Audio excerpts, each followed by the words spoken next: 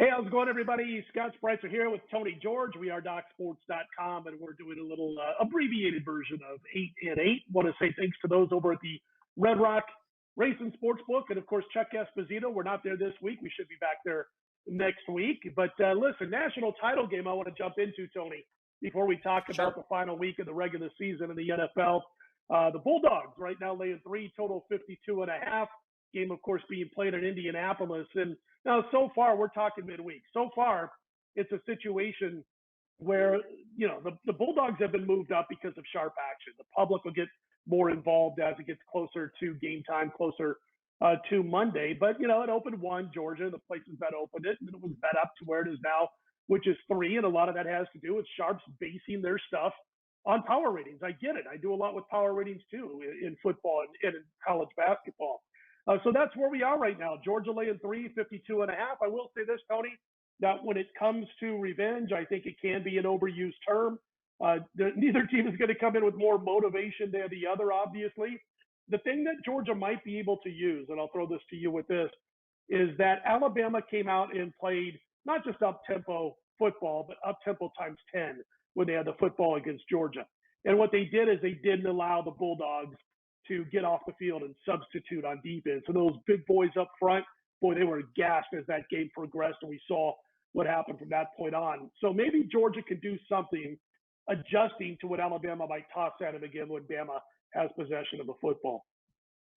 Yeah, but Nick Saban also is a sly little devil, and he's not going to do the same thing he did last time because Georgia might be expecting it. And it's Sure. interesting, as I look at this game here, and I still haven't made up my mind, and we're taping this on Wednesday. This doesn't go till Monday. Of course, it will be out Thursday as part of our package with our NFL. But at the end of the day here, and when I look at this 6 ways from Sunday, um, if you take a look at the semifinals game, obviously the impression you have is that Georgia dominated a red hot Michigan team, and Bama looked like they struggled a little bit against Cincinnati. And Cincinnati, Mm-hmm. folks, bear in mind, they deserve to be there. They were the 4th ranked team in the country. They were unbeaten. They did everything they had to do to get there, and they did everything they could possibly do, Scott, to win that game. But then again, when you look good against Jim Harbaugh, Nick Saban is not Jim Harbaugh in a big game. This is Nick Saban in the last 167 games that Alabama has played. They've been an underdog twice, both of them to Georgia, and both of them blowout wins. And I'm sure that everybody in Georgia, anybody that went to Georgia, any alumni absolutely hates Alabama with the passion because they just can't get over on these guys. But the one thing I find interesting, even dating back to last year and even the year before, you continually hear about how good Georgia's defense is, Scott. But yet, on the last 4 games they played Alabama, Alabama has averaged 468 yards a game against them for whatever reason. You got a coaching staff back then. One of those was Lane Kiffin as offensive coordinator. You talking about a Nick Saban staff that's got two ex-NFL head coaches on the staff. Bill O'Brien's calling the plays here. I don't know. I haven't figured out quite how this thing's going to turn out, Scott, but I'll tell you what right now, I don't think Alabama's going to have 40. But I'll give you a Yeah. little bit of an in-game play, a little play. I think the team total on 24 on Bama might be a little bit too low. I think you might see some scoring in this with Scott. I don't know what you're thinking. Well, Kirby Smart's the best head coach in football not named Nick Saban at the college Right. level. There's Nick, there's Kirby Smart, a couple notches down. That's not an insult against Kirby Smart. He's better than everybody else, as far as I'm concerned. Maybe Dabo Sweeney in the mix, but other than that. So anyway, I'm looking at this, and obviously Bama's going to make a few adjustments here and there. Nick Saban can do that on the fly better than anybody. Yeah, you go back even further. You talked about the 2 times that Bama has been an underdog to Georgia and had no problem in those games. You go back even further, all the way to like 2008. Bama's been an underdog 6 times with Saban on the sideline. They've won 5 of those games outright, and the average margin of victory is over 20 points per game. So it's a situation where it feels like you're taking your bankroll really into your own hands when you want to bet against Alabama when they're getting points. Having said that, I get why the Sharps are on the Bulldogs. I mean, Right. again, if you base a lot of your stuff on power ratings, when Georgia was -1, they should have been -3 as far as power ratings are concerned. I'm not saying the sports books didn't do their job, but that's why the Sharps betted up to where they did. Now it's been pretty steady, sitting at 3 ever since. Yeah, that total sitting at 52.5. And I'm looking at that right now, and I think it's a situation where, listen, you think you got 2 excellent defenses out there, and you do. But man, you got some serious talent at the wide receiver positions, even when these teams aren't at full health, which Alabama won't have all of their top receivers. It doesn't matter, man. This is like, NFL, AAA, as we have to baseball when it comes to receivers. The Alabama Crimson Tide program has become that next level to the NFL when it comes to wideouts. So I do think that there will be adjustments, obviously, on both sides for Georgia and for Alabama when it comes to how Bama's going to attack, how Georgia's going to try to stop them without getting gassed. But I'm like, you, Tony, in that, hoping that Alabama gets over that 24-point team total, because I do like the over here at 52.5. I do think we see a game that ends up in the mid to high 50s by the time it's said and done. So, yeah, for me right now, it's the over. As far as a side on this game, I just got to be candid and say it'll be part of my package on Thursday, like a lot of the guys over at DocSports.com. And I wanted to mention also, Tony, before we jump into the NFL, that the folks see that banner at the top of the page, and we don't always bring it up, but I do want to bring it up for those who maybe have never watched our videos before. That banner says get a free $60 account, period. And if you go below this video, you'll see a link that says, that you can click on that link and you can sign up for that free $60 account if you're not yet a member at DocSports.com. And you get to use those free $60 on any of Tony's daily packages, any of mine, anybody else on the roster at DocSports.com. It's just a great way to give Doc Sports a trial run. But yeah, for me, Tony, just, wrapping up my thoughts as far as the free play, I do think it gets over 52.5. Yeah, I can definitely see that. I'm still debating whether to do side total and a couple of players props. This is kind of like the Super Bowl, folks. There's a lot of different props out there.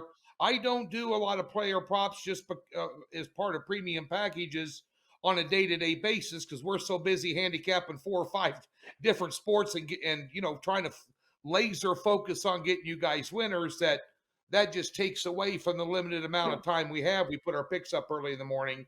I also did want to comment that last week Scott was gracious enough to tip his hat to me when it come to hitting my college bowl game of the year, and I'd like to tip my hat to Mr. Spreitzer, who also cashed in his college bowl game of the year. Scott, congratulations. Hey, thanks, Tony. Yeah, it was a fun bowl season again, and I went with Kansas State.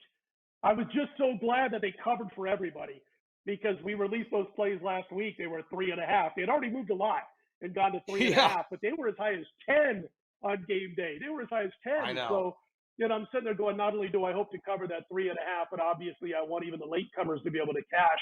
And fortunately they did. And, it's not always when you see a game like that. I know you were on K-State also. It's not always when you see a game that is set up to go a certain way, and it does. With LSU missing all those players, no scholarship quarterbacks, the whole shebang, K-State being fired up to play.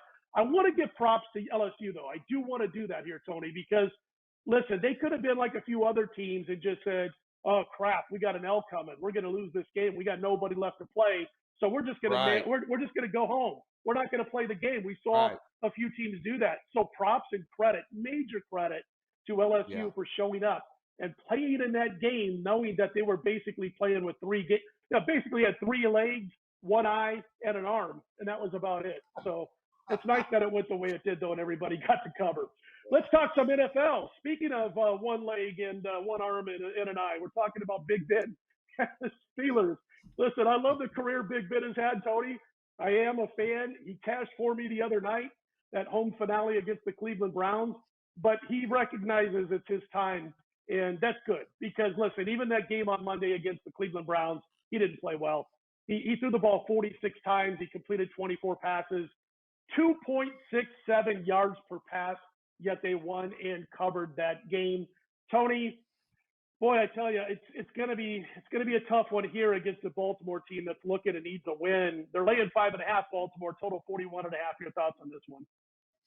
Well, first of all, tip of the hat to Big Ben. You know, even being a Chiefs fan, he's crap hammered us more times than I'd like to admit. But even dating back when he was playing at Miami of Ohio, I've been capping this guy, and I know you have too. We've been in this business almost the same amount of time for over 20 years with Roethlisberger, either at a college or pro level, and some of the stuff that he's done. And I know there's a lot of Pittsburgh fans out there all over the country that love this guy, and I understand why. He's done things and made throws and kind of looked ugly doing it, but it was always dropping dimes right where he needed to. But I agree with you. He has recognized those days are over. And he hasn't had not really a good offensive line in the last couple, 3 years, and he's taken a beating here. That being said, looking at this game for what it is, I don't like the number of 5.5, and I don't know how much muster and emotion that the Steelers have left after that Monday nighter on a short week and then travel. So it looks like a good spot for the Ravens. Looks like you're going to see Huntley. But bear in mind, folks, and I want to say this, by the way, I apologize. My pro picks on the 8-8 last week weren't that good, including the teaser pick on the Colts. You know, I had them as a premium part of a teaser. But that being said, I think this is a rock solid pick here. Before that game on Monday night, Scott, the Pittsburgh Steelers had not scored a first half touchdown in 5 games until they played the Browns. The Browns looked like they were never played a football game in their life, and like Stepnoski never coached one in his life. But that being said here, I like the first half line. I'm getting away from that 5.5, but the first half line in this is Baltimore -3. I think they're going to be able to I think they're both going to. I think they're going to be able to cover that here. I just think there's just more offensive firepower. Baltimore shuts down the run. They're one of the best in the league at it. It's all going to be on Big Ben's shoulders, and God bless him.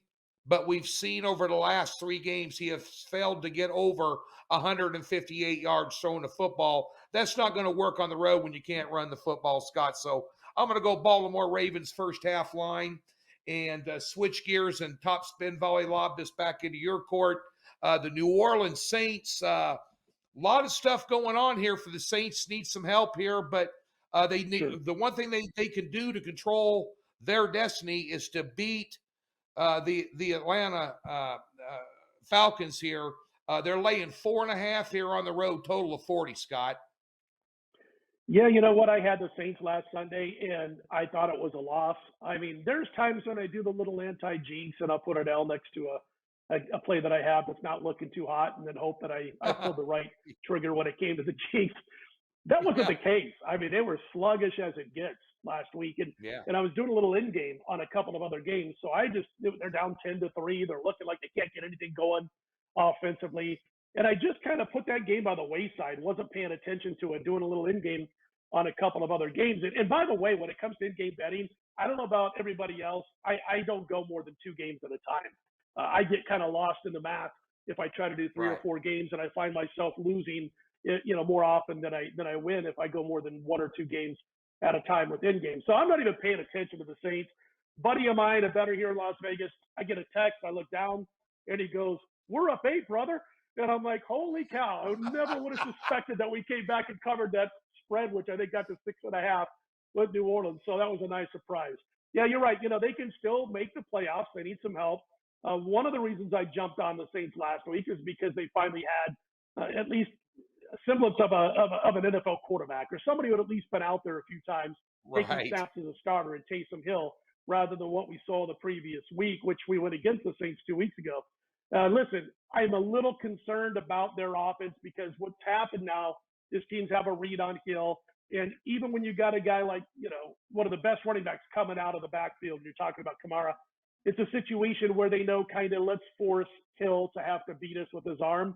And because of that, I think we're going to see a lower scoring game. There's nothing wrong at all with the Saints defense, Tony. I think this one stays under the total of 40 against the Falcons. And I want to tell folks who are maybe new to sports betting, there's a whole lot of new people that are getting into it now that everybody's talking about it and it's legal in most of the country. Must win doesn't mean will win. And sometimes there's a little Right. bit too much pressure on teams that have to win. So I'll be a little bit careful with that. Niners at the Rams, Tony. Rams laying 4.5, total 44.5 of this one.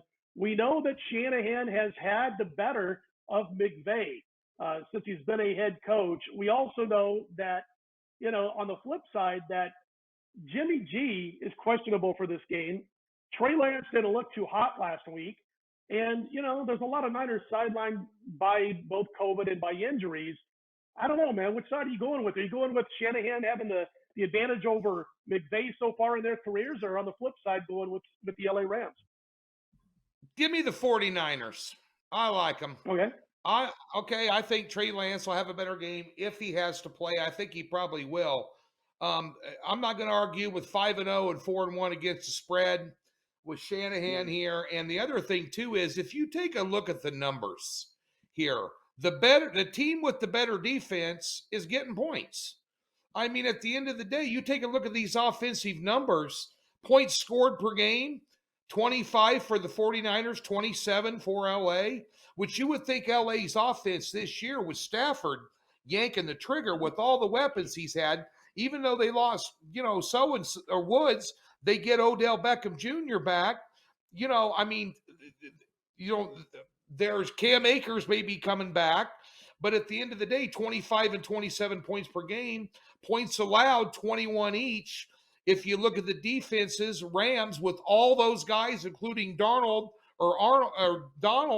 which is the best defensive player in the NFL, they're only ranked 16th in yards allowed a game, Scott.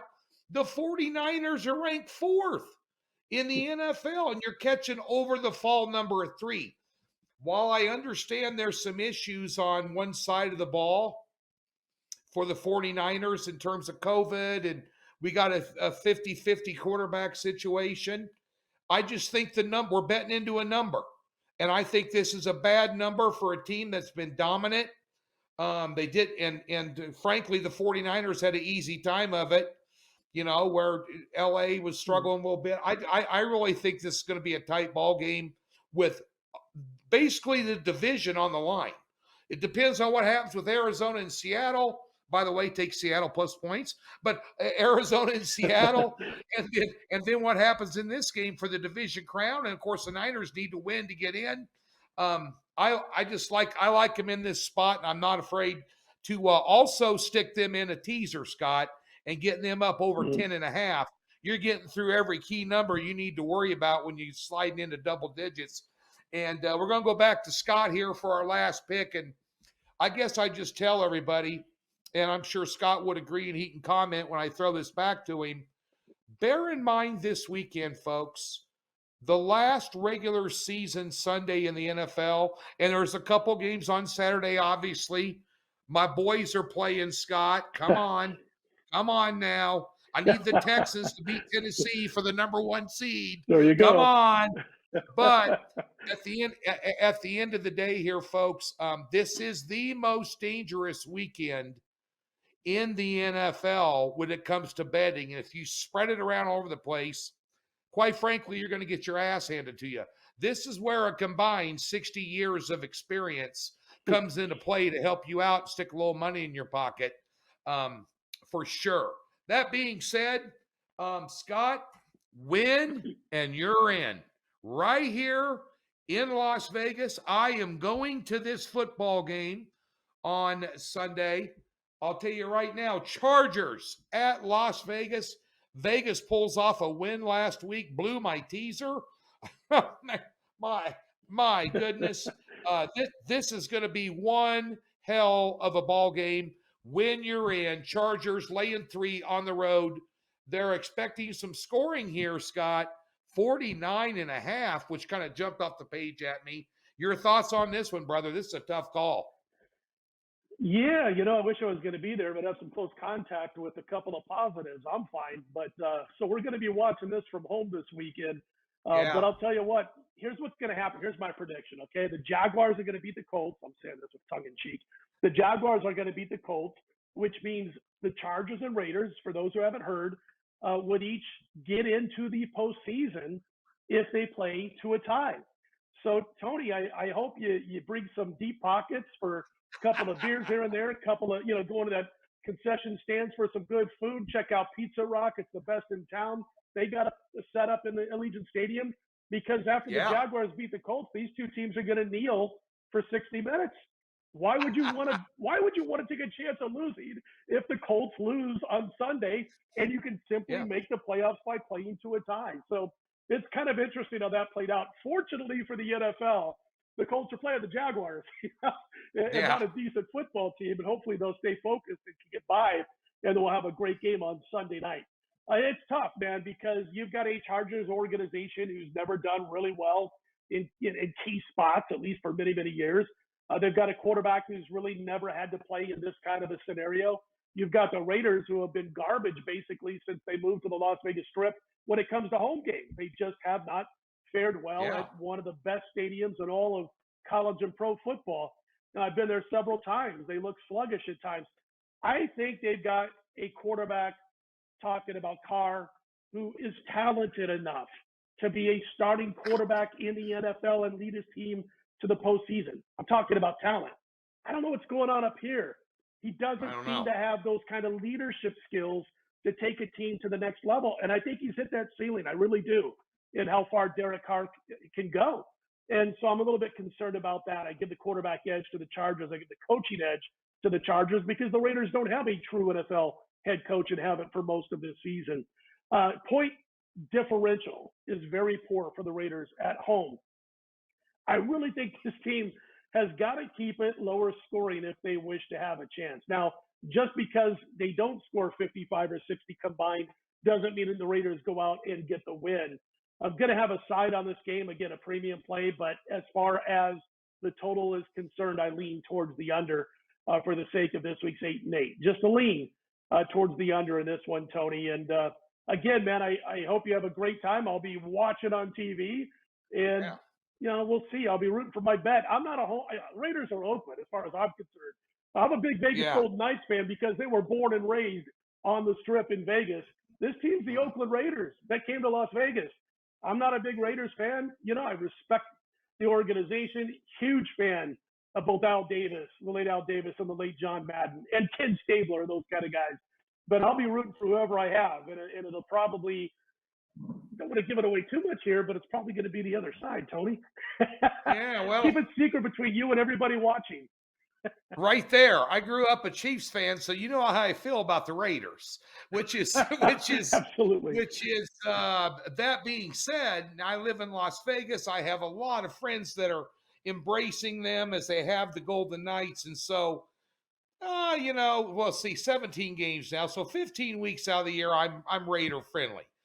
2 weeks out of the year, I hate them with the passion like I always have. I agree. I do think, especially if the Colts tie the Jaguars, the under is going to be good because whatever it's sitting on, they're both going to kneel till it's over. But that's not going to happen. But I haven't decided on the side, but better quarterback, better coaching, and honestly, Scott, better playmakers.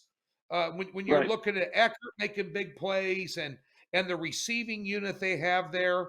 Now, I think a big question mark for this game is Waller coming back and how healthy he's going to be because that guy is a rock star football player. Listen, he's not only the best tight end in football. He's one of your top 7 or 8 players in football at any position, as far as I'm concerned.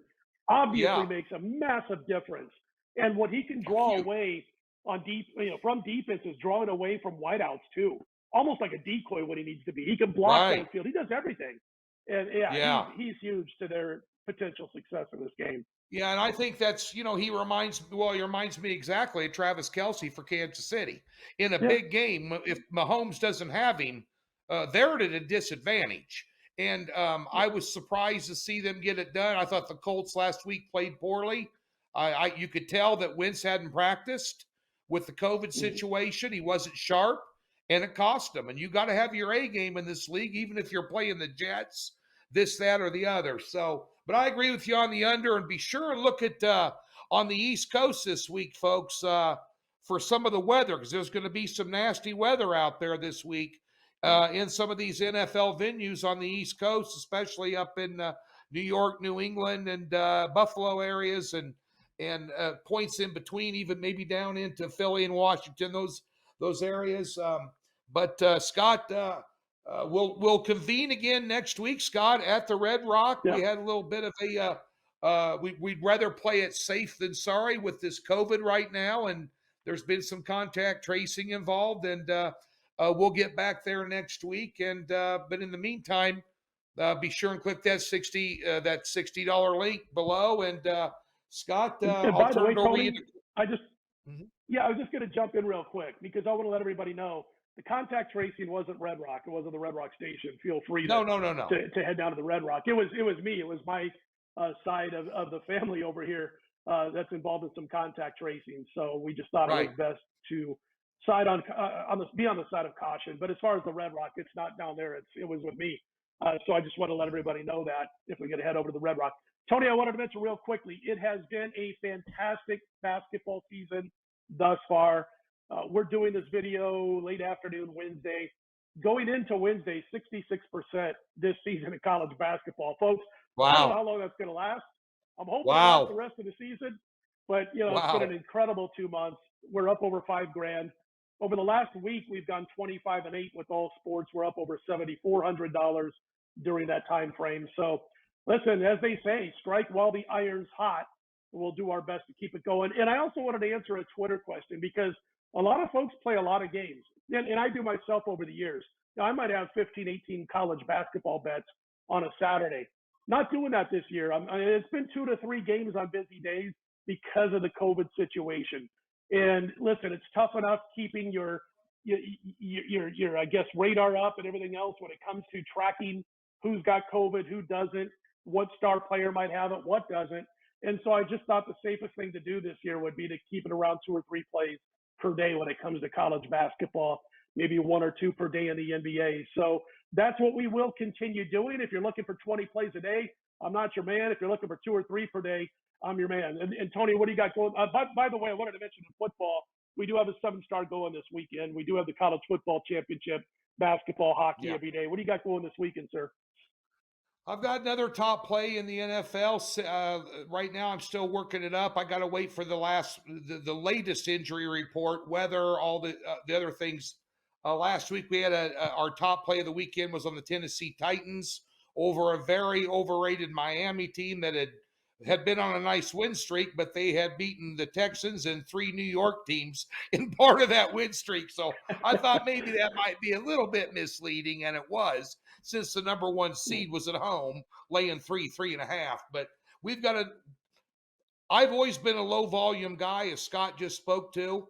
And I'll probably have the side, a total, and a teaser, and the side pick or the total, maybe even a total play here. Probably would be my top play, a 7-unit play on Sunday. I like one of the games on, actually one of the games on Saturday as well. I'll have one single pick there, maybe tease them. And no, I'm not gonna lay 10 with Kansas City on the road right now, folks. So calm down. Oh man. Yeah, and then we'll sprinkle in some college basketball on a low volume basis. I'm not near as sharp as Scott is right now in the college basketball. We've been kind of digging out a little bit of a hole. Been doing it one game at a time, just flat betting them down the board and kind of getting our feet back. And now that we got full blown conference action across the board, it's going to be a little easier to handicap. So Scott's win percentage may in fact increase now that you've got conference play. You're not doing all this interconference Right. stuff, and we've stayed steady in the NBA here as of late as well. And the NBA's been a tough handicap because of the COVID, the load management that comes out of nowhere without warning at times when you're on a side and find out the Greek Freak's not playing, or their Damian Lillard's going to sit out because he's got a hangnail or whatever it is. So at the end of the day, we'll have a top play this weekend, and we'll have a nice card for you for the national title game. Yep, I like it, and I think you're doing the right thing. I agree with it, playing to a minimum while we're going through this pandemic and all its variants. Anyway, listen, we're looking for a big weekend. I hope you are too. All the guys over at DocSports.com, including Tony and I, will have our plays for football posted on Thursday afternoon, as usual, as I like to call it, Football Thursday at DocSports.com. For Tony George, I'm Scott Spreitzer. For the Red Rock Hotel, for Chuck Esposito, let's put him in the win column, everybody.